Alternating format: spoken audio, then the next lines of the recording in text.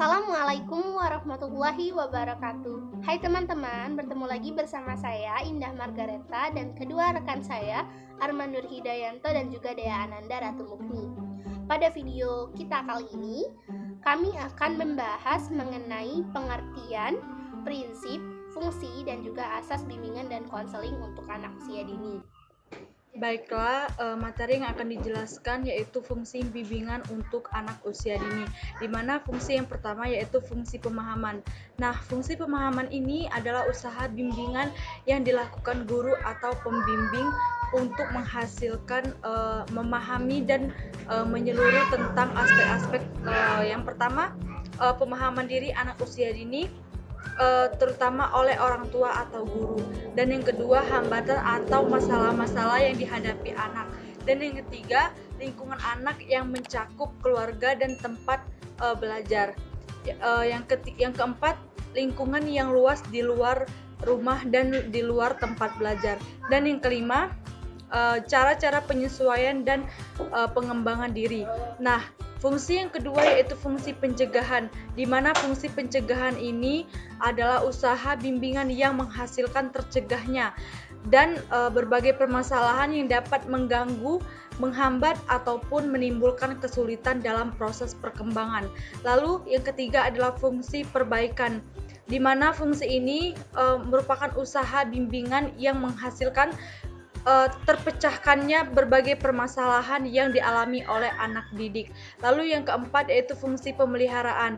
Nah, fungsi pemeliharaan ini adalah pengembangan fungsi usaha bimbingan yang menghasilkan terpeliharanya dan berkembangnya berbagai potensi dan kondisi positif anak didik dalam perkembangan dirinya secara berkelanjutan. Yang pertama yaitu adanya mengajak anak menikmati alam terbuka, dan yang kedua membantu anak untuk membiasakan menyiram ataupun merawat tanaman, maupun membiasakan anak untuk membuang sampah pada tempatnya. Baiklah, saya akan menjelaskan pengertian dan prinsip bimbingan dan konseling pada anak usia dini.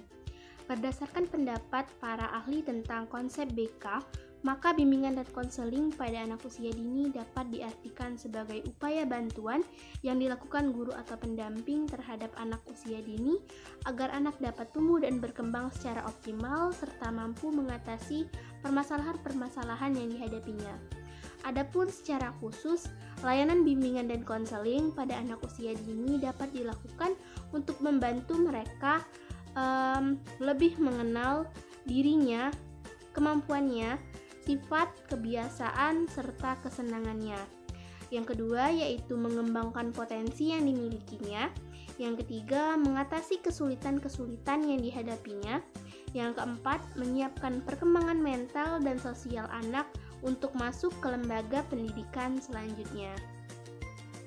Selain itu, ditinjau dari sudut orang tua, kegiatan bimbingan dan konseling pada anak usia dini dapat dilakukan untuk membantu orang tua agar mengerti, memahami, dan menerima anak sebagai individu, dan membantu orang tua dalam mengatasi gangguan emosi pada anak yang ada hubungannya dengan situasi keluarga di rumah. Adapun selain itu, bimbingan dan konseling juga membantu orang tua mengambil keputusan dalam memilih sekolah bagi anaknya sesuai dengan taraf, kemampuan, kecerdasan fisik, dan inderanya. Yang keempat, memberikan informasi kepada orang tua untuk memecahkan masalah kesehatan anaknya. Prinsip-prinsip bimbingan dan konseling pada anak usia dini. Pertama, bimbingan bagian penting dari proses pendidikan. Yang kedua, bimbingan diberikan kepada semua anak dan bukan hanya untuk anak yang menghadapi masalah. Yang ketiga, bimbingan merupakan proses yang menyatu dalam semua kegiatan pendidikan. Yang keempat, bimbingan itu harus berpusat pada anak yang dibimbing. Yang kelima, kegiatan bimbingan mencakup seluruh kemampuan perkembangan anak yang meliputi kemampuan fisik, motorik, kecerdasan sosial maupun kecerdasan emosional. Yang keenam, bimbingan harus dimulai dengan mengenal atau mengidentifikasi kebutuhan-kebutuhan yang dirasakan anak.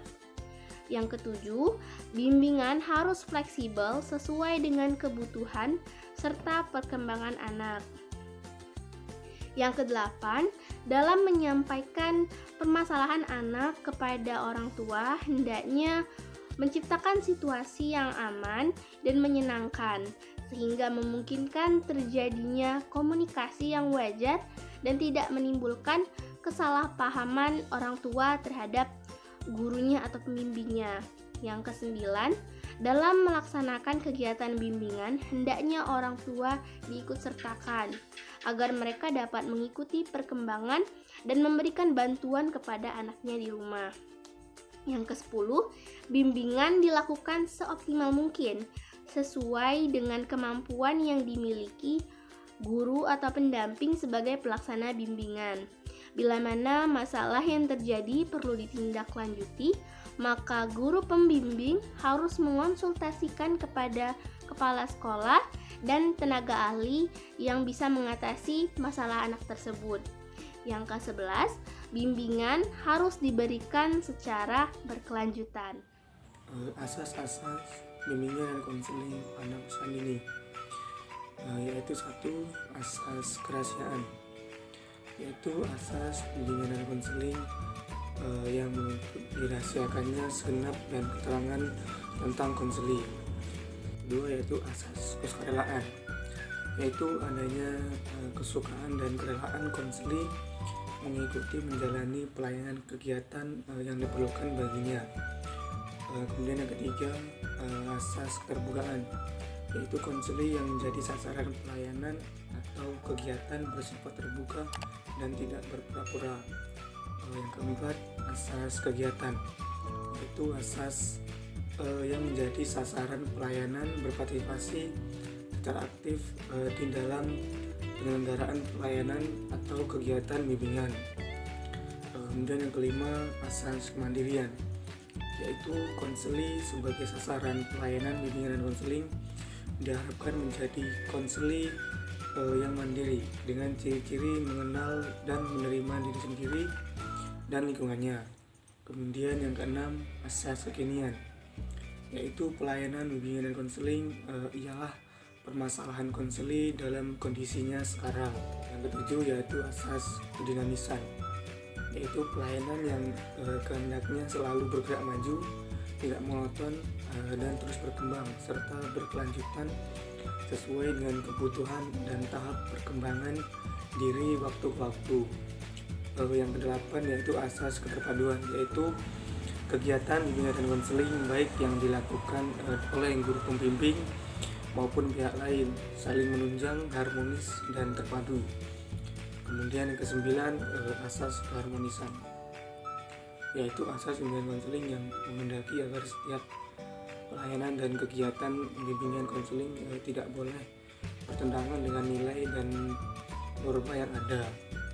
Kemudian yang ke-10, asas keahlian, yaitu pelayanan dan kegiatan bimbingan dan konseling diselenggarakan atas dasar kaidah-kaidah profesional.